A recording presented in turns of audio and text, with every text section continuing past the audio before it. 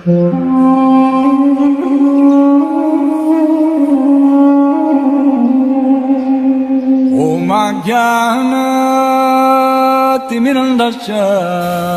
I am stressing. तो आपसे एक प्रश्न पूछना मैंने, क्या पशु जीवन ज़्यादा इम्पोर्टेंट है क्या मनुष्य जन्म? हाथ खड़े करके आपने बताना। दोनों में से कौन सी लाइफ ज़्यादा अच्छी है? मनुष्य जन्म। बहुत ही सही जवाब दिया आपने कि मनुष्य का जन्म सबसे उत्तम माना जाता है और ये बहुत दुर्लभ है। बहुत मुश्किल से मनुष्य का शरीर प्राप्त होता है और 4 चीजें हैं: आहार, निद्रा, भय और मैथुन। ये 4 चीजें, आहार का मतलब खाना होता है, निद्रा का मतलब होता है सोना, और भय का मतलब है डर, अपना बचाव करना, अपने बचाव के लिए डर होता है हमारे मन में, और मैथुन का मतलब होता है संतान पैदा करना, बच्चे पैदा करना। आहार, निद्रा, भय, मैथुन।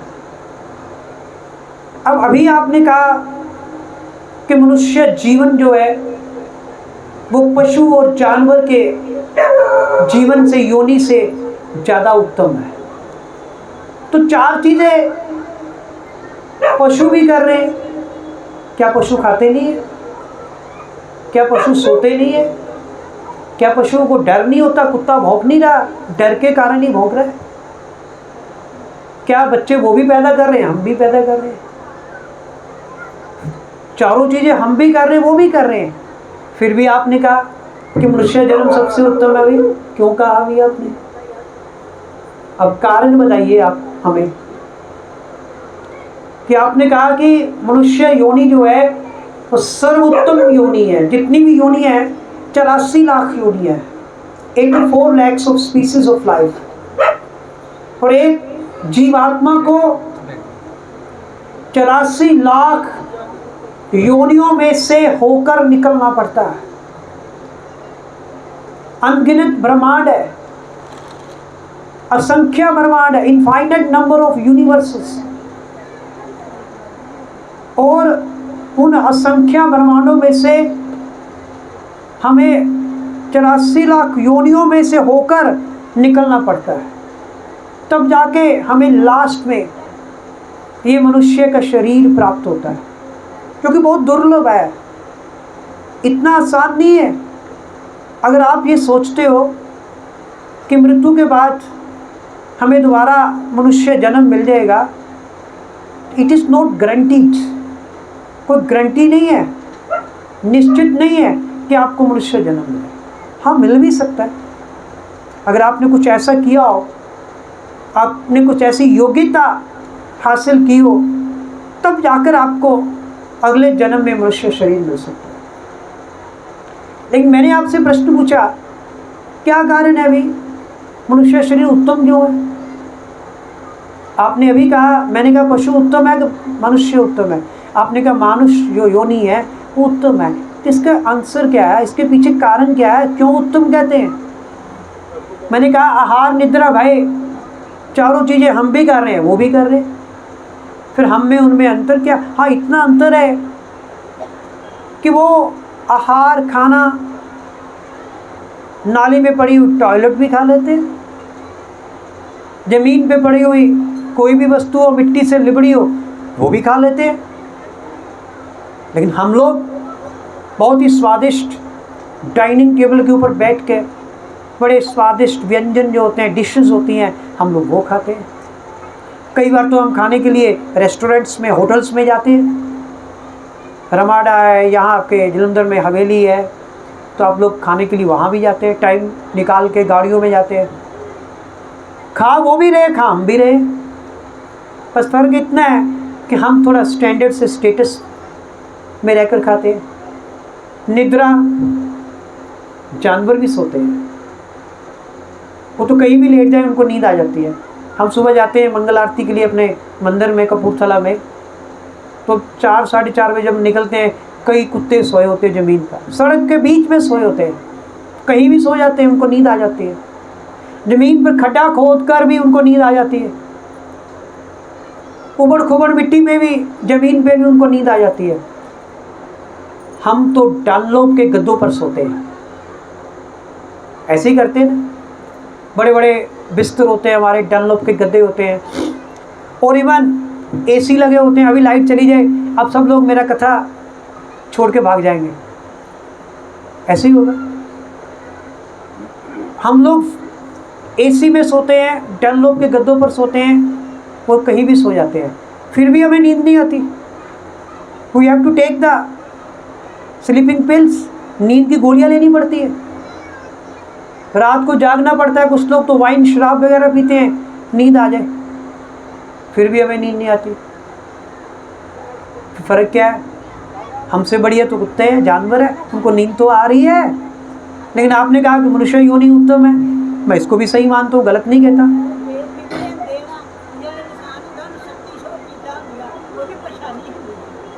ठीक है माता जी, परेशानियाँ तो हर एक जीव की अपनी अपनी परेशानी होती है। आपको लगता है कि पशु को परेशानी नहीं है, पशु के एक जख्म हो जाए, आपके जख्म हो जाए तो आप बैंडेज करवा सकते हो डॉक्टर के पास जाके, आपके पास फैसिलिटी है। लेकिन जानवर को भी प्रॉब्लम जाती है, हमें उनकी प्रॉब्लम्स का ज्ञात नहीं है। जो वेटरनरी डॉक्टर्स होते हैं ना, उनको पता है। तो ये बात नहीं है, ये तो प्रॉब्लम सबको आती है। परेशानियां जानवर की योनियों में भी है, वहाँ भी जब उनका डॉन आ जाता है उनके मोहल्ले में, कुत्ते के मोहल्ले, अब वो कहते हैं मेरा इलाका है, तो वो भी परेशानी में रहते हैं। ऐसा नहीं है, हर एक की अपनी अपनी तरह की परेशानी होती है। तो आप ही कह रहे हैं कि मनुष्य योनि उत्तम है, मैंने बता दिया कि मनुष्य को तो नींद भी नहीं आती, नींद की गोलियां लेके सोते हैं। अब तीसरा रहा भय। भय, जानवर को भी भय होता है। आपने कौवा देखा कभी? कौवा, प्लीज़ बैठ जाइए बेटे, जब कथा चल रही हो कभी आगे नहीं आते, अपराध है। बाद में देखना। अब भय, भय का मतलब डर। डर तो सभी को है। अच्छा आप बताइए, सबसे ज़्यादा डर आपको किसका है? हाँ जी, मृत्यु का। माता जी के आंसर सही है, सबसे ज़्यादा डर मृत्यु का होता है। छोटे मोटे डर तो कई होते हैं, हमें सारा जीवन हम डरते ही रहते हैं, ऐसे ही करते हैं ना। अब जानवर भय से बचने के लिए क्या करते हैं? दे आर बार्किंग, कुत्ता भौंक रहा है, कई बार तो काट भी लेता है अपने आप को बचाने के लिए, कि मेरा कोई नुकसान ना करे, मुझे कोई हर्ट ना करे, मुझे कोई डंडा ना मारे, तो वो काटता है। सांप भी डसता है, कई ऐसे रेंगने वाले कीड़े होते हैं वो आपको डंक मारते, बिच्छू डंक मारता है।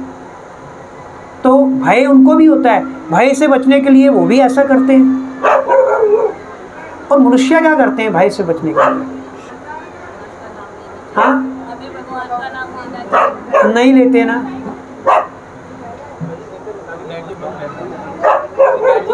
मनुष्य क्या करते हैं? अगर भगवान का नाम लेते होते तो मुझे यहाँ आना ही ना पड़ता, ये क्वेश्चन ही ना पूछना पड़ता। अभी भी कहीं सुन ही नहीं रहे। भय तो इंसान को भी, मनुष्य को भी भय होता है, जिसको कहते हैं, अब मैंने कौवे की एग्जांपल देने लगा था। कौवे को सबसे ज़्यादा डर होता है कि मुझे कोई पकड़ ना ले।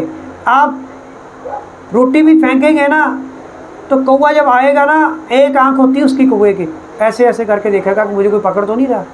उससे भी डर है। और मनुष्य को भी डर है। मनुष्य को सबसे बड़ा डर किस चीज़ का है? मृत्यु का तो है ही, वो तो सभी को डर है। पशु को भी डर है, मनुष्य को भी है। लेकिन जीते जी मनुष्य को सबसे ज़्यादा जो डर लगता है, जिसे इंग्लिश में कहते हैं इनसिक्योरिटी। मनुष्य जो है सबसे ज़्यादा अपने आप को इनसिक्योर फील करता है। हिंदी में क्या कहेंगे इनसिक्योर को? हाँ, असुरक्षित। अपने आप को असुरक्षित महसूस करता है। सबसे बड़ा भय उसको ये है।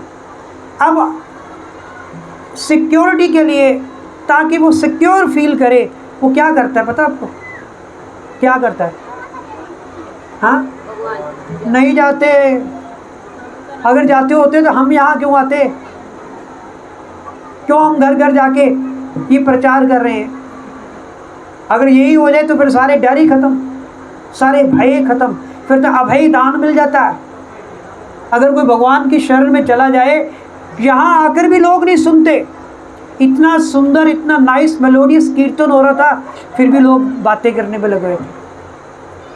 भगवान के जहाँ आकर भी भगवान के पास नहीं आते, आकर भी हम बाहर हैं। तो मनुष्य सिक्योर होने के लिए पता क्या करता है? धन कमाता है, पैसा इकट्ठा करता है, अपने बैंक बैलेंसेस भरता रहता है सारा जीवन, कि मेरे पास करोड़ों करोड़ों रुपया हो जाए, फिर मैं अपने आप को सिक्योर महसूस करूँ। ऐसे ही है कि नहीं? क्या मैंने गलत कहा बेटे? यही बात है ना। जस्ट फॉर सिक्योरिटी सारा जीवन हम मनुष्य जीवन पाकर भी गधे की तरह अपना जीवन व्यतीत करते हैं। सारा जीवन धन कमाने में हम लगे रहते हैं। एक बात बताइए, क्या करोड़ों रुपया आपके पास आने पर भी क्या कभी वो आपकी कभी हेल्प कर पाया? कैंसर की बीमारी हो जाए, आपके बैंक बैलेंस में करोड़ों अरबों रुपये पड़े हों, तो आप डॉक्टर से कहेंगे डॉक्टर आपको मैं नोटों से तोल दूंगा, एक बार मुझे इस बीमारी से बचा दो। नहीं काम आते। चाहे हम जितना मर्जी अपने आप को सिक्योर करने के लिए कुछ भी कर ले, लेकिन नहीं हो सकता। मुश्किल है, डिफ़िकल्ट है। तो भय भी गया, उनको भी भय है, हम भी भय में है। मौत का भी डर है, इनसिक्योरिटी का भी डर है। चौथी चीज़ आ गई, बच्चे पैदा करने। हम भी बच्चे पैदा करते हैं, जानवर भी बच्चे पैदा कर रहे हैं। फ़र्क इतना, हम पहले 3 करते थे, उससे पहले 8-9 बच्चे होते थे, अब 3 आ गए, 3 से 2 आ गए, अब 1 आ गया। लेकिन जानवर अभी भी 12-12, 13-13 बच्चे पैदा कर रहे हैं। तो हम भी वही काम कर रहे हैं और जानवर भी वही काम कर रहे हैं। फिर आप क्यों कह रहे हैं कि मनुष्य योनि सबसे ज़्यादा उत्तम है? भी है, उत्तम है, इसमें कोई शक नहीं है। पर आपने कहा है तो आपको पता होना चाहिए क्यों जो मनुष्य योनि है सर्वोत्तम है।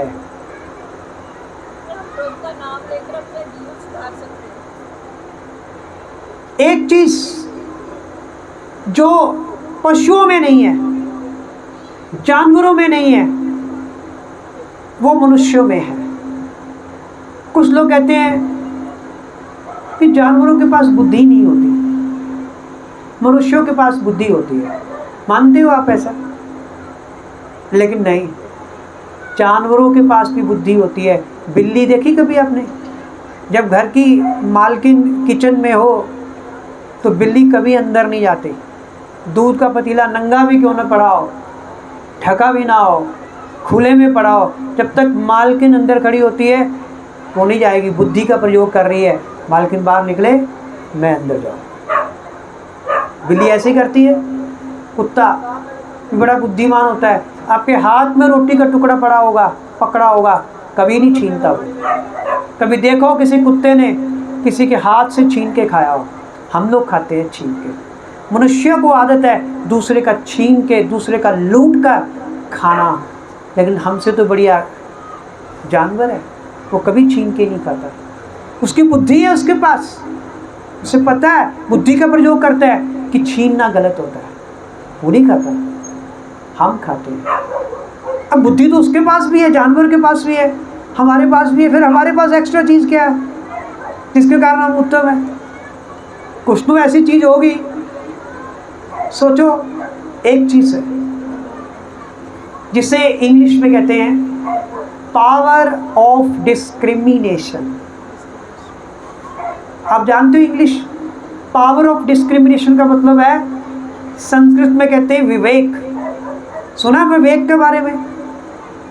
विवेक का मतलब होता है गलत और सही का ज्ञान जिसे हो उसे विवेकी पुरुष कहते हैं। इसे ये पता हो कि ये चीज़ गलत है, वो चीज़ सही है, उसको विवेकी पुरुष कहते हैं।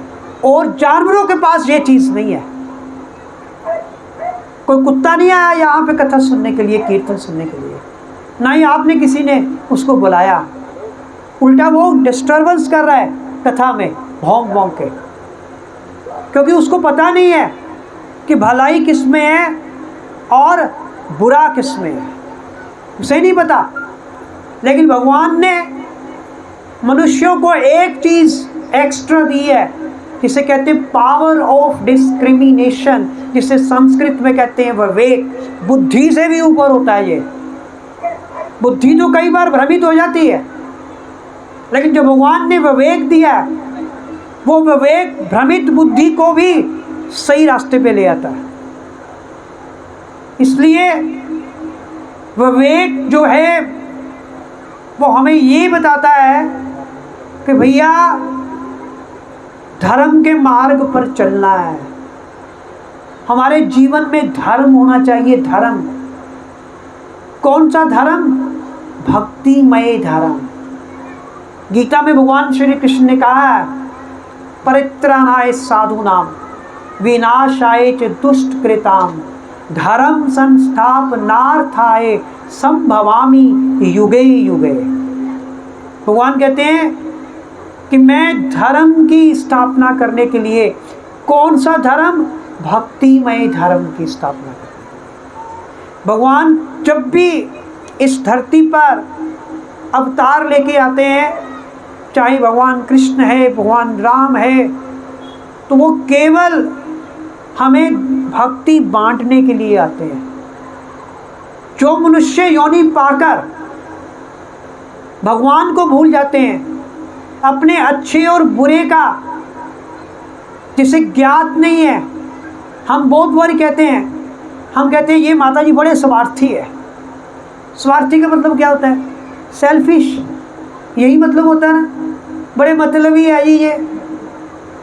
अरे मैं कहूँगा यहाँ पे जो भी व्यक्ति बैठा है उनमें से कोई भी मतलबी नहीं है, कोई भी स्वार्थी नहीं है। Nobody is selfish. अगर आप स्वार्थी होते तो आज यहाँ ना होते, भगवान के पास धाम में होते, वैकुंठ धाम में, गोलोक वृंदावन धाम में। क्योंकि आपको पता ही नहीं है स्वार्थ क्या है। यू डोंट नो कि स्वार्थ क्या है। पता किसी को स्वार्थ क्या है? आप कहते हैं मैं उसका नुकसान कर लूँ, 4 पैसे मैं उससे कमा लूँ, चाहे वो बिजनेस में है, चाहे किसी चीज़ में है, या उसको मैं धोखा दे दूँ, यही स्वार्थ है। अरे ये तो भौतिक स्वार्थ है इस संसार का। जो सही स्वार्थ है वो तो कोई भी नहीं है। स्वार्थ का मतलब होता है स्व अर्थ, स्व प्लस अर्थ। स्वार्थ यहीं से बना है। अगर हिंदी में इसका छंदी विच्छेद करें, स्वार्थ का मतलब है स्व प्लस अर्थ। स्व मतलब स्वयं, स्वयं मीन अपने आप का। अर्थ का मतलब बेनिफिट, लाभ। जिस व्यक्ति को यही नहीं पता उसका लाभ किसमें है, वो काहे का स्वार्थी हुआ, काहे का स्वार्थी हुआ। वो उसे पता ही नहीं उसका स्वार्थ किसमें है। वो सोचता है किसी को धोखा देना, किसी का धन लूटना, बिजनेस में पैसा कमा लेना, यही स्वार्थ है। ये स्वार्थ नहीं है। स्वार्थ आपको पता होना चाहिए कि आपका स्वार्थ क्या है। ये मनुष्य जन्म पाकर, विवेक पाकर, अगर आपने भगवान की भक्ति नहीं की तो आपका स्वार्थ फेल हो गया। अगर मनुष्य जन्म पाकर आपने भगवान की भक्ति की, आपका स्वार्थ सिद्ध हो गया। एक बार की बात है, एक राजा ने किसी दूसरे राजा पर विजय प्राप्त की, उसको हरा दिया युद्ध में। सुनने वाली बात है। अब क्या होता था, जब कोई राजा जीतता था वहाँ के नागरिकों को गुलाम बनाकर अपने साथ ले आते थे। ऐसे ही चलता था पहले। अब राजा ने क्या किया, जीतने वाले राजा ने क्या किया, वहाँ के नागरिकों को गुलाम बना के अपने साथ ले आए। अब क्या होता था, गुलामों की नीलामी की जाती थी। नगर के चौराहे पर गुलामों को लेके इकट्ठा कर दिया जाता था। सैनिक एक गुलाम को पकड़ के लेके आता था स्टेज के ऊपर। लोग देखते थे ये तगड़ा है, हष्ट पुष्ट है, सेहत वाला है, सुंदर है, तो उसके हिसाब से उसकी बोली लगाते थे। ऐसे जितने भी गुलाम थे सबकी बोली लगी। एक गुलाम ने कहा सैनिक से कि भैया, जब तक मैं ना कहूँ कि मेरा मूल्य ये है, इतना मूल्य है। गुलाम पैसे से बिकते थे, कोई 1 अशर्फी सोने की, कोई 2 अशर्फिया, कोई 100 अशर्फिया सोने की, कोई 1000 अशर्फियाँ सोने की, ऐसे बिकते थे। तो उस गुलाम ने कहा, आखिरी गुलाम बचा था वो, उसने कहा कि मुझे तब तक नहीं आपने बेचना, तब तक आपने मेरी नीलामी नहीं करनी, जब तक मैं ना कहूँ कि मेरा इतना मूल्य है। तो सैनिक ने कहा ठीक है भैया, जो आप कहते हैं वैसे ही करेंगे। तो सैनिक ने उस गुलाम को स्टेज पे ले लिया। ऊंचा प्लेटफॉर्म था, बड़ा सुंदर, हष्ट-पुष्ट, बहुत तगड़ा और बुद्धिमान, पढ़ा लिखा वो गुलाम था। तो उसकी बोली लगाई गई। एक ने कहा मैं इसकी 100 अशर्फियाँ देता हूँ सोने की। सैनिक ने गुलाम से पूछा क्या आपका यही मूल्य है, दे दूँ आपको? उसने कहा नहीं नहीं नहीं नहीं नहीं, मेरा ये मूल्य नहीं है। उन्होंने फिर बोली लगाई। दूसरे ने कहा मैं 500 सोने की अशर्फियाँ दूंगा इसके। फिर सैनिक ने पूछा उसके कान में जाके गुलाम के, क्या आप, तुम्हारा यही मूल्य है, दे दूँ, आपकी नीलामी कर दूँ? कहता नहीं, मेरा ये मूल्य नहीं है। फिर बोली लगाई गई। एक व्यक्ति ने कहा 5000 मैं सोने की अशर्फियाँ इसको दूंगा इसके बदले में। फिर सैनिक ने कान में पूछा दे दूँ? ये तो बहुत ज़्यादा है, 5000 तो किसी गुलाम के नहीं मिले, ये तो बहुत ज़्यादा है। कहते नहीं नहीं नहीं, मेरा मूल्य अभी भी इससे ज़्यादा है। सैनिक थक गया, रात हो गई, अब वापस जाना था नगर। तो रास्ते में जंगल आता था। जब रास्ते में रात के समय जंगल में निकल रहे तो गुलाम भी जा रहा था, उसको तो बांधा हुआ था जंजीर के साथ। सैनिक भी जा रहे थे। तो जैसे ही जा रहे थे तो गुलाम ने पता क्या देखा, एक बुढ़िया औरत, फटे पुराने कपड़े पहने हुए, मैले कुचैले, सिर के ऊपर उसने जो घास फूस जलाने वाला गरीब लोग इकट्ठे करते हैं, जो झोंपड़ियों में रहते हैं, लकड़ वगैरह जंगल से इकट्ठी करके जलाते हैं वो, तो उसने सिर के ऊपर सारा घास फूस एक पंड में बांध के रखा हुआ था, कपड़े की पंड में। तो गुलाम ने सैनिक से कहा इससे पूछो क्या ये मेरा मूल्य दे सकती है? तो सैनिक ने उस बूढ़ी औरत को रोका। सैनिक ने बूढ़ी औरत से पूछा कि हमारे पास ये गुलाम है, हम इसको बेचना चाहते हैं, तुम इसका क्या मूल्य लगाओगे? वो हंस पड़ी। सैनिक से कहती है अरे भाई साहब, आप उस बुढ़िया से, गरीब बुढ़िया से क्या मजाक करते हो? मेरे पास क्या है इसको देने के लिए, मैं क्या दे सकती हूँ? सैनिक ने फिर कहा, गुलाम से पूछा भी इसके पास तो कुछ नहीं है। कहते एक बार फिर पूछो इससे, कुछ तो तेरे पास होगा ना, ऐसा तो कुछ नहीं, किसी के पास कुछ नहीं होता। तो सैनिक ने फिर पूछा उस बुढ़िया से। बुढ़िया ने कहा देख भैया, मैं तुम्हें क्या चूकूँ, मेरे पास कुछ नहीं है। अरे भैया, मैं तो बड़ी मुश्किल से ये अपने घर का गुजारा करती हूँ, सिर पे ये मैंने जो रखी हुई है ना घास फूस की पंड, उससे तो मैं जला के अपनी रोटी बनाती हूँ। तो गुलाम ने कहा इसको कहो कि ये तेरे सिर के ऊपर जो घास फूस की चादर में बंधी हुई जो पंड है ना, वही मेरा मूल्य है। सैनिक घबरा गया। कहते यार 5-5 हज़ार अशर्फिया छोड़ के तू कह रहा है कि मेरा मूल्य ये है? कहता हाँ, मेरा यही मूल्य है। जो जीवन भगवान की भक्ति में नहीं लगा, जिस जीवन को हमने भगवान के लिए उनके लेखे नहीं लगाया, उस जीवन का यही मूल्य है।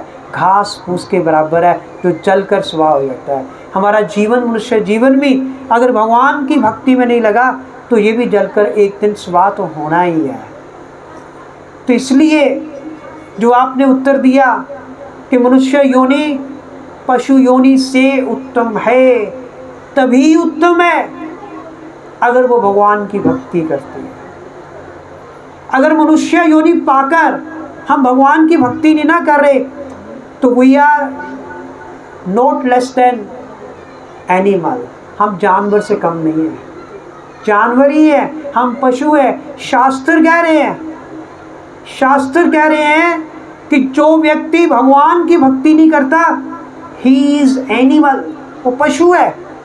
इवन श्रीमद् भागवतम में कहा गया है कि मनुष्य जन्म पाकर हमें किसी भी कीमत पर भगवान की भक्ति करनी चाहिए।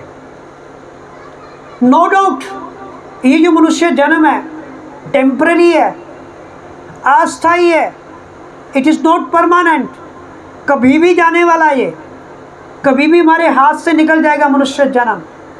लेकिन इसमें एक क्वालिटी है, इसमें एक गुण है कि ये हमें बहुत बड़ा लाभ प्रदान कर सकता है।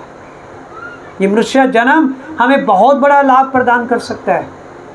जैसे कि श्रीमद् भागवतम में आता है, कलेरे दोष निधे राजन, कलेरे दोष निधे राजन अस्ति एको महान गुण कीर्तनादेव कृष्णस्य मुक्त संग परम व्रजेत। कि ये जो मनुष्य शरीर है जो हमें कलयुग में मिला है, अगर हम इसका उपयोग भगवान के नाम का कीर्तन करने में लगाएंगे तो अवश्य हमारा मनुष्य जीवन सफल हो जाएगा। हमने 1-1.5 घंटा कीर्तन किया, एक आधा व्यक्ति छोड़कर किसी का ध्यान नहीं था, किसी को कीर्तन की इम्पोर्टेंस ही नहीं पता था। कीर्तन इतना इम्पोर्टेंट होता है कि कीर्तन के द्वारा ही, जब हम कीर्तन करते हैं ना, जैसे एक माता जी यहाँ पे नृत्य कर रहे थे, और जब ये माता जी नृत्य कर रहे थे हरे कृष्ण महामंत्र पे जो नृत्य कर रहे थे, आपको पता है भगवान कृष्ण और श्रीमती राधा रानी अभी भी किसी ना किसी ब्रह्मांड में द्वापर युग चल रहा है। हमारे इस ब्रह्मांड में, यूनिवर्स में, यहाँ हम रह रहे हैं, वहाँ कलयुग चल रहा है, लेकिन भगवान की लीलाएं कभी ख़त्म नहीं होती। किसी एक ब्रह्मांड में द्वापर युग चल रहा है, किसी दूसरे ब्रह्मांड में त्रेता युग चल रहा है, किसी तीसरे ब्रह्मांड में सतयुग चल रहा है, फिर किसी और ब्रह्मांड में फिर द्वापर युग भी चल रहा है। तो वहाँ भगवान श्री कृष्ण अपने ब्रजवासियों के साथ, गोपियों के साथ, अपने सखाओं के साथ, अपने भक्तों के साथ भगवान भी रास लीला कर रहे हैं। और वृंदावन में तो भगवान रास लीला करते ही हैं, लेकिन हमें नहीं दिखती रास लीला, हमें भगवान की वो प्रकट लीला नहीं दिखाई देती। भगवान करते ही इसीलिए हमें प्रोत्साहित करने के लिए, ताकि हम भगवान की भक्ति में और सुदृढ़ हो जाएं, और पक्के हो जाएं। और शास्त्र कहते हैं कि जो भगवान के कीर्तन में, हरे कृष्ण महामंत्र का कीर्तन चल रहा है, और अगर उसमें कोई खड़े होकर नृत्य कर रहा है तो उस समय वो भगवान के नृत्य दल में शामिल हो जाता है। वो द्वापर युग में जो भगवान गोपियों के साथ नृत्य कर रहे हैं, अभी भी चल रहा है वो नृत्य। तो जो व्यक्ति भगवान के कीर्तन में हाथ ऊपर खड़े करके नृत्य करता है तो वो भगवान की नृत्य करने वाली टोली में शामिल हो जाता है। इससे बड़ा क्या सौभाग्य है हो सकता है कोई? आप यहाँ बैठ के भगवान के नृत्य टोली में शामिल हो गए, तो ये सभी का सौभाग्य नहीं होता। बाकी को तो शर्म भी आती है, हम पढ़े लिखे लोग, हम लोग कैसे नाचे भाई? हम भी पढ़े लिखे हैं, मैं भी MSc मैथ्स हूँ, ऐसा नहीं है। जहाँ भक्ति की बात आती है वहाँ ये जो हमारी मटीरियलिस्टिक एजुकेशन है ना, वो शून्य है, जीरो है। भक्ति में कोई एजुकेशन नहीं चाहिए, भक्ति में तो एक ही चीज़ चाहिए, वो है भाव भगवान के प्रति, और कुछ नहीं चाहिए। तो इसलिए आपने कहा था कि मनुष्य जन्म उत्तम है, तो मैंने प्रूव कर दिया। कि मनुष्य जन्म क्यों उत्तम है, क्योंकि इसके द्वारा ही हम भगवान को प्राप्त करके जन्म मृत्यु के चक्कर से छूटकर भगवान के धाम को प्राप्त कर सकते हैं। तो यही हमारे जीवन का लक्ष्य है। हरे कृष्ण। श्रील प्रभुपाद की जय।